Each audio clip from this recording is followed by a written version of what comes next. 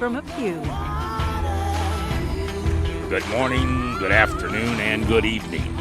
And welcome to July 29th of 2025.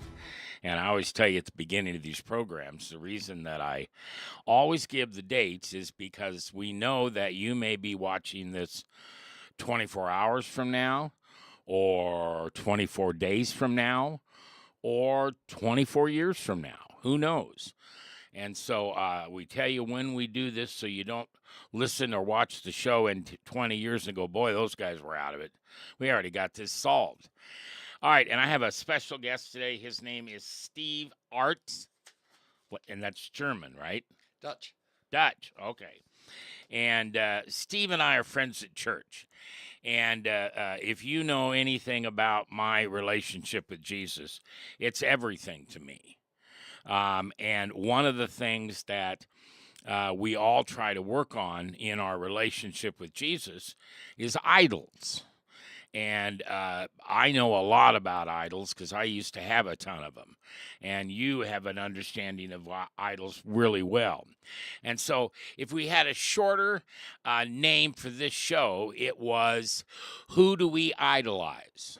The church, the pastor, or Jesus? And Steve's got done some research, and so I'm interested in hearing what he has to say. So welcome, Steve. Oh, thank you for having me, Mac. Glad to have you. You're a good guy. And you drive a Subaru like me, so, Yeah, best car in the world. Best car in the world, that's right.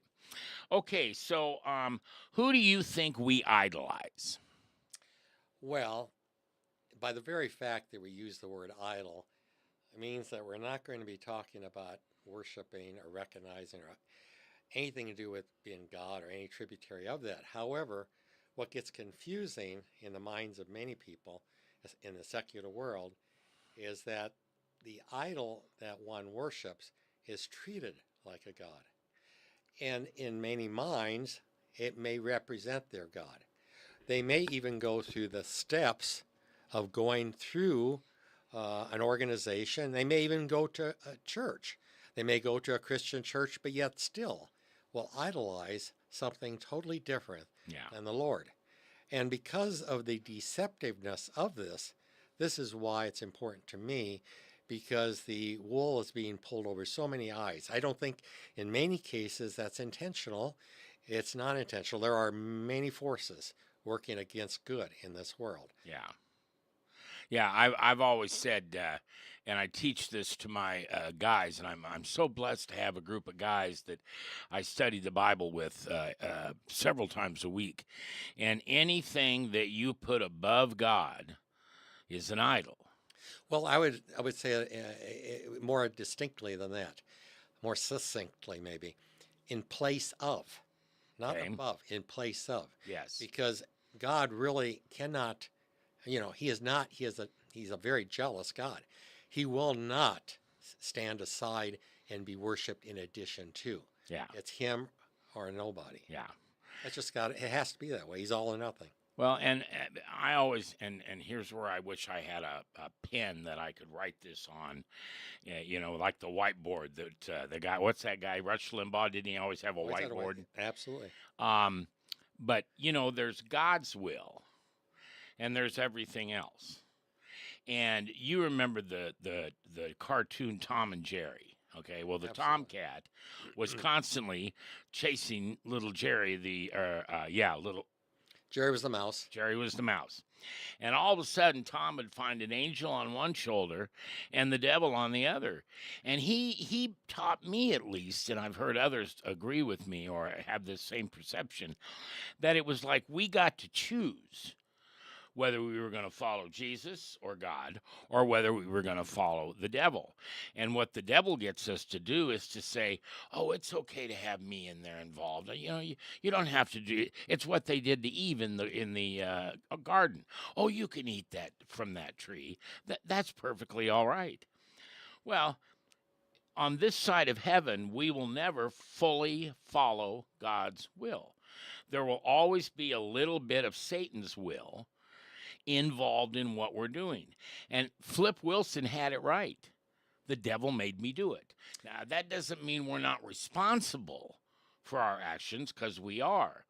But if there was no Satan, we'd only follow God. Yep. I would say, Mac, that what Flip Wilson said would have a continuum to what's being said today about what happens in Vegas stays in Vegas. Yeah. In other words, the idea of not being responsible, not being accountable, is one of the reasons there are idols. Because in many ways, one is relinquishing that responsibility by choosing something where it's not demanded of him. Yeah. So, in a sense, idol worship is idolizing man versus God. In other words, everything about an idol has to do with serving man, has nothing to do with serving God. Absolutely zero. And in addition to that, just think of the idol, what it provides to the man. It provides an escape route. It gives him freedom to choose whatever he wishes. Yeah. And make that his God. And boy, you think about that, the repercussions of that are just, you can't get away from free will, but you've got to tie free will into accountability. Yeah. They don't exist alone. Well, and I always, by the way, Steve Aerts is my guest today, and if we put a title on this show, it would be who do you idolize? The church, the preacher, or Jesus? And you just said something very important, and that is that we choose what we're going to idolize, but we don't realize that. Well, we don't realize that we choose it. We have been deceived. I mean, there's no question deception is very much alive and well. I want to come back to something you said, though, when you introduced us, when you talked about the topic, that what really, to me, today is important to stress is institutional idols. Now, by that I mean we can worship a church building, we can worship a ritual, we can worship a pastor, we can worship many substitutes, and we still call this in an envelope a religion. And yet, Christianity, and that's what's important to talk in contrast with, Christianity demands no idol, but man demands the worship, the praise of the Lord. So again, they can't sit side by side. So even though you may sit in a church, you may not be doing the will of God and the full picture of it.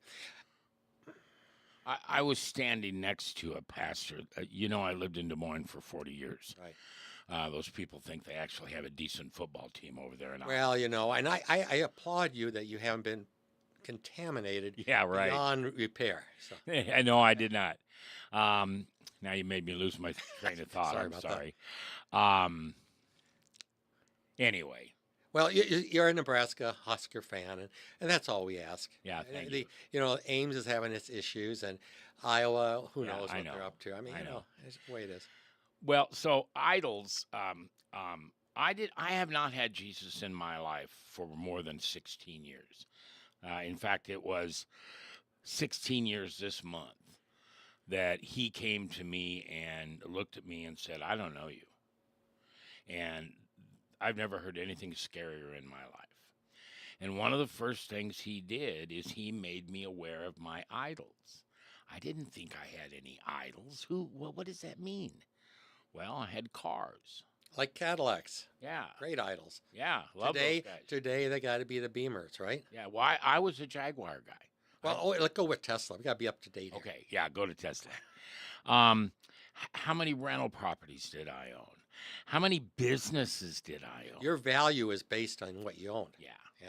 And I call her my children's wife because this is the lady that I had children with. I don't like X. Anyway, we were both driven by possessions. And if we decide we wanted to give money to, let's say, the church, make it simple, my wife would have me go out and get one of those huge checks. And then it was my job to make sure there were cameras there, TV cameras. And so she was driven to be on, to let everybody know Well, you know, I But used to she have, gave this money. yeah, I used to have real trouble understanding why people would give anonymously. I thought, how dumb is that? I mean, gosh, I can't take the praise or recognition. I came to understand and really appreciate those people because their heart's in the right place. Yeah, They don't want it for them, they want it for right. the people they're giving it to. So, Well, yeah, if you notice, you and I go to a little church called the Water's Edge, that's right. and there are a lot By of, the way, that's where the Spirit flows. yeah, with the Water's Edge. Yes. Um, there are people inside that church who have helped so many families, so many people, so many of our projects, and you won't find one brass plaque. Yes, that's something I never really did ask our pastor about, but I was wondering about that the other day because I noticed other institutions, because the church is an institution in and of itself, but I notice whether it be religious, educational, civic, they all have names, and sometimes the names are, you say, gosh, it got to be a better name. Well, if that's the person it was, that's the name it got. Yeah, Money speaks in those situations. yeah, But in our case, yes, and I've often thought, well, golly, how do I get a plaque? I mean, if I wanted a plaque, and then of course I realized that's not the importance anyway. right. And so when I've given to for different things, I knew there'd be no plaque, and I was okay with that. But you're right; it's one of those things where it's it's hard to imagine how blinded we have become to the idolization. We really have. Well, and I come out of Catholicism. I do So, too. so we're used to looking at a stained glass window at the bottom in memorial of, or at the communion tray or table. Yes, we both were brought up with devotions, Yeah, rituals, icons, you name it. There's devotions of Mary. Pretty soon, saints. My gosh, there's a saint. There's a saint for absolutely everything. I, yep, I don't think there's and in fact, there's so many saints. Last I heard, it's over 5,000, but it's even hard to know how many there are. yeah, It's kind of like a factory, whenever they turn it on, and it depends on the Pope, boom, boom, boom. So I'm not making fun of that. I think the ideology behind that may be good, but it leads to a lot of false things. For example, let me give you an example. I know of a case where a particular Catholic pulled out kids from a Catholic school, and I know that the family disowned him. Disowned the whole family. the whole church. You mean No, no, disowned the the family? family, a family. They're a family, and Okay, they're close because they left that school, Catholic school. sure, Well, that Catholic school is not the faith. That Catholic school is an institution. right. Back to There you go. institutional Yeah, worship. yep, This is why, again, how cloudy eyes can become. Because to other Catholics, well, that's understandable. I mean, that's what we're doing. We're building the church. No, it's one extension. It's nice if you want to do it, but it's not necessary. It's just another option. yeah. And we're not knocking Catholics or Catholicism. I don't judge people that way. I don't either. It's not important. But you talked about saints. I don't know if you realize this, but when we die, those of us that follow Jesus will be called saints. Is that where they get the song "Saints Will Marching In"? Yeah. All right. Well, I'm okay with that. And it's not a church. Here we go to institutions and churches to decide who's a saint and not a saint.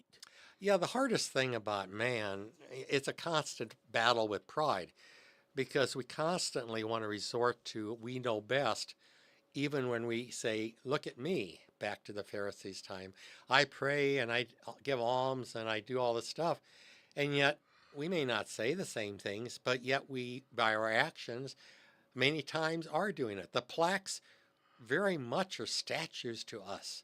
Might as well put a statue of our face there, right? Yeah. Wouldn't that make people think, oh, maybe we shouldn't go that far? We've already gone that far. Yes. We really have. But again, we have deceived ourselves. Well, and Jesus teaches us to be like him, and he never he never wanted to be praised. He always said, "Give thanks to my Father. Don't look at me, but look at my Father." And I think that's one of the things that Jesus taught us about what you and I are talking about today. Steve Art is my guest, and we're talking about idols. And the short name for this conversation is who do we idolize? The church, the pastor, or Jesus? And I want to talk a little bit because you've got some notes that you've made here that I really like. Um, God's law supersedes man's law, Correct. but most people don't understand that. No, again, it gets, well, it's kind of like this. If you take a gallon of white paint and you add and this is not a colorblind thing. It's nothing to do with race or anything. I'm using this as an example. But if you take a gallon of white paint and you drop one speck of black, Yeah. it doesn't take much. It starts getting cloudy real fast. Well, that's the way sometimes this whole subject becomes. It doesn't take much because of our intrinsic nature of being, let's say, have a temptation to go off this beaten path, if you will. It doesn't take much to cause us to stray. So what happens is we think we're serving God when sometimes we're really serving ourselves. Yeah. But we don't know it in some cases. I was sitting in a church one Easter or Christmas over in Des Moines. We had a huge church, largest Lutheran church in the world. Probably had to do with your donations. No, had nothing to do with that. But we had like 2,800 people in a service. And I'm standing there next to the pastor, and I say, "What percentage of those people in this room, this worship center right now, is saved?" And I thought I would get what do you think, 90%, 85, Now, this is the pastor. This is one of the pastors at this church. I'm going to guess 20%. You've got almost 300,000 people there. You guess 20%? I'm just to point and counterpoint. Yeah. Less. Really? Yeah. And I won't go any farther than that. Wow. But that's my response that I had. Yeah, wow. Really? Yeah. I thought most of the people in here were saved. No, most of the people in here aren't. And that gets to what you don't like, or we've talked about, the entertainment factor inside of a church. Well, I remember one of the movie The Simpsons, and at their one point in the movie, it looks like it's going to be cataclysmic, that the whole thing's going to blow up, and so what happened is all the people in the church went to the bar, and all the people in the bar went to the church. Yeah. And I think that's actually really representative. I'm not so sure if you went to the bar that the number percentage-wise might not be higher than in the church. They might be in there humbling themselves more than the people in going to church. I know that sounds backwards. I know it's contrary to the flow of the water, but I'm just throwing that out there. Well, I used to have country dance clubs because I had country radio stations. I didn't like the bar business. I was fortunate enough to have a partner who took care of those things. Right. But it was a place for my audience to gather, our audience to gather and meet them and have them into our family at the radio I used station. to be, may I say the name of it? Sure. Guitars and Cadillacs. And I've gone into your facilities when you had them in Omaha area, and they were very well done and without the emphasis on the drinking and stuff at all. It was very, very well done. Thank you. You can't see this, and I'm not going to move a camera, but there's a bumper sticker that's on that door, and that same bumper sticker sat above the opening of every one of those places. Now I got to read this to you all because this is where it says, "Wise men still seek him." And that's because where would Jesus have been on a Saturday night? He would have been in that place. He would have been around the people. Jesus did not want to hang around saints. Now, in addition to that, think exactly, but also he wasn't, like, first thing come to my mind when you said that, he wasn't in church. He wasn't sitting in the temple. Right. Now, I'm not against that, but I remember I was in the seminary, in the Catholic seminary in college for a couple, 2.5 years actually. And I remember one of the people there, his name was Walter, first name, I won't say last.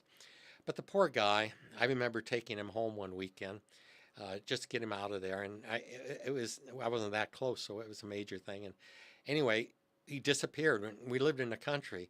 Where is he at? And I thought, I bet I know where he's at. Well, 2 miles away was the church. He walked Oh. and went to church. He was obsessed. Now, this is where, again, that's institutional worship, Yep. guys. I tell you what, it's Yep. institutional. Now, he meant well. He was in the seminary with me. He had all good intentions, but the poor guy had his, and he wasn't content. You know, one of the beautiful things about being a believer is contentment. I Oh, yeah. mean, you can't get contentment in a Cadillac or guitar. You can't get contentment in a place, possessions. You can't get them from experiences. All those things are passing. But you know what? You just described idolization, because for some people, that Cadillac or that car or that house or that whatever it is, you idolize it because it says who you are. Yeah, my father-in-law was the most humble person I ever met, and he always said when somebody bought something, he says, "Well, it's their money." He never had a jealous thing in his mind, but he also knew that the more you own, the more you are owned by what you Yes. own. He Yes. knew that, and it Yes. works contrary to contentment. Yeah. It doesn't provide contentment. Yeah. The farther I get into my relationship with Jesus, the farther away I get from the things that used to be so important to me. The same here, the same here. Now, that doesn't mean, I like to think of us, if you imagine us all being fish, just as an example. I mean, Okay. I have a reason for this because fish can breathe in water, okay? Can I be just a little cute goldfish, please? Yes. Is that okay? And I'll be a catfish. I know I Oh, no, hate you're a catfish. shark. Okay. A whale I'd rather be because that kind of blends it. Anyway, I'll even go with an octopus. That way I have ink for writing. So the point is, or squid, I guess would be better yet. All right, keep moving. Anyway, but off the subject there a bit. But imagine, and we can take human form. I don't want to go to water world, but just say that if we're all swimming, well, and fish swim, do you realize though, when you take the fish out, or if we came out, that they're not filled with salt water? Yeah. Now, think about that. We all swim in a world of salt water, but that doesn't mean we take the salt in. And that's important to know. We have to That's live good. in the secular world, but that doesn't mean we have to become it. Yeah. That makes sense? Oh, yeah. Oh, absolutely. And we struggle with that every day. Remember something important, if I may say this. I've got a piece of paper up there that says what I am as a Christian. And then what I like about that, and you've read this before, it's the poem. And the reason I know I'm a Christian is because I know I'm not good enough. The reason I know I'm a Christian is because I sometimes just can't get it right. But he forgives us. I'm watching a movie right now called The Stand by Stephen King. Okay. It's his most popular book, and I would recommend this movie. I'm in far enough to tell you this. It's the 1994 edition. There was one that came out later, but this one is very well done. And the reason I bring it up right now is because it treats humility really well, because the person, I don't want to give away anything, but it's all about evil and good. But the person that's representing the good actually takes herself out of her position because she's becoming too arrogant. She's Yeah. letting the humility, pride is starting to enter in, and she recognizes that that's key. And so she does something about it, which seems like, why would you do this to yourself? You know what I mean?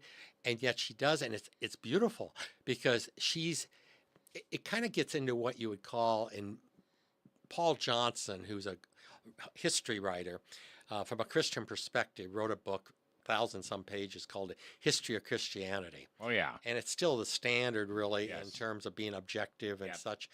And one of the things he talks about, and if you don't get to read the whole thing, just read the epilogue. I mean, it's incredibly interesting. And I can tell you stories beyond that. But simply, he talks about the self-correcting mechanism. Now, self-correcting mechanism as a term is used in business for the laissez-faire. In other words, one thing corrects supply, Yes, demand. yes. That's how it's normally used. Yeah. However, what he uses it for is actually, I think, very intelligent, is that Christianity is a self-corrective mechanism because of the humility pride issue. Yep. In other words, to live Christianity, the pride has to be corrected. And that happens in organizations. I mean, let's just take the Catholic Church. Let's take Christianity as a whole. Let's say that if the self-corrective mechanism wasn't working, the East-West split probably wouldn't have happened. Yeah. Let's say if it wasn't working, you wouldn't have had the Protestant Reformation. Now, does that mean those things had to happen? Not necessarily, but there were other things that should have happened that weren't happening. Yeah. And they built up. And so, therefore, you have these violent, expressions. And then the very thing that happens is very amazing. To prove that that is right is the very sense of what happened. So if they're your brothers and they leave you or they have different ideas, would you then go out and kill them?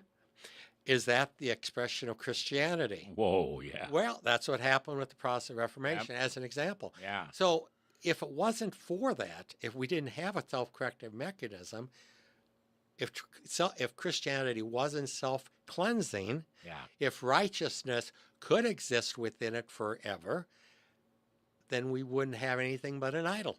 Yeah.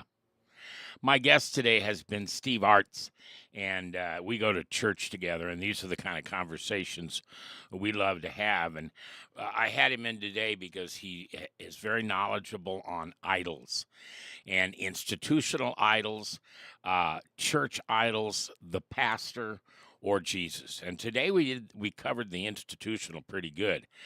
But I'm looking forward to having you come back and wrap up this conversation.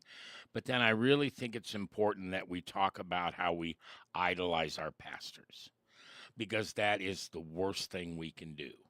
You bring it up. That's, I would say, as a previous Catholic, I would say that the strength and the weakness of both, well, how would I say this? The strength of the Catholic Church is that the Mass does not reflect the personality of the pastor. Correct.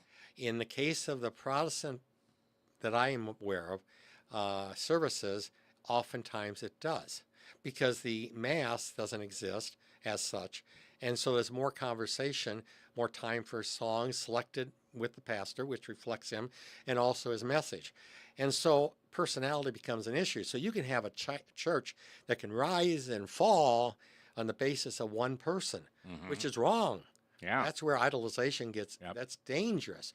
Now, if you'd like to join us in this conversation, you're welcome to send me an email. It's Mac, M-A-C, at McCoy, and McCoy is spelled M-C-K-O-Y, .net. You could also call me or send me a message on email or on a text. If you'd like to be a part of the next time Steve and I get together, we'd love to have you. If you've got a view on idolization or institutional idolization, and maybe you don't agree with us, I'd love to have you on this show. So feel free to come and join us, and you and I will get together here soon, and we'll continue this. I want to thank our worldwide sponsor, DivineTruthChristianStore.com. You can look them up, you can order, and remember, they're family-owned. And I want to thank you for listening. I love this job. Could not do it without you. And thanks for listening to The View from a Pew.